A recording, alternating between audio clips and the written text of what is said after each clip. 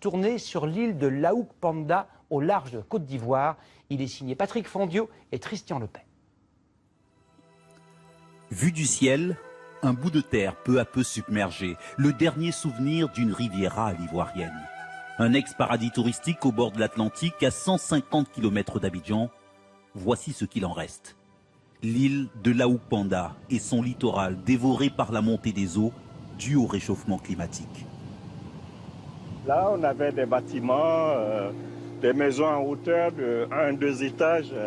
Sous le regard d'Issouf, une île en train de disparaître comme un vestige à l'agonie, régulièrement filmé depuis 9 ans par ce photographe professionnel. Depuis plusieurs années, le village est en train de partir, être englouti par les eaux.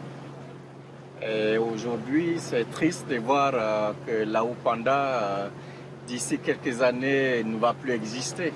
Une érosion de la côte ayant déjà emporté sous la mer le patrimoine historique de cet ancien comptoir colonial, photographié par Issouf il y a à peine 1 an.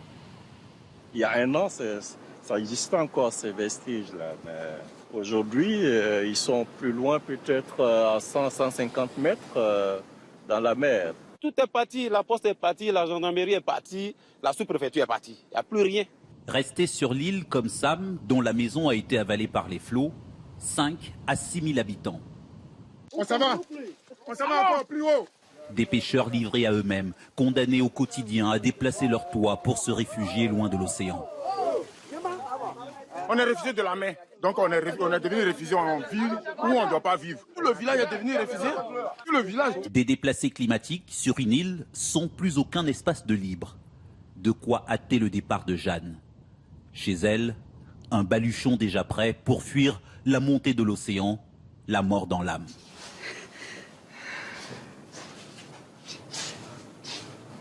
Si au moins quelque chose pouvait être fait avant que la mère n'arrive au cimetière, moi ça va me faire plaisir.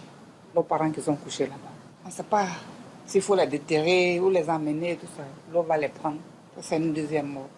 Un océan aux portes du cimetière et des vagues désormais trop hautes pour les pêcheurs.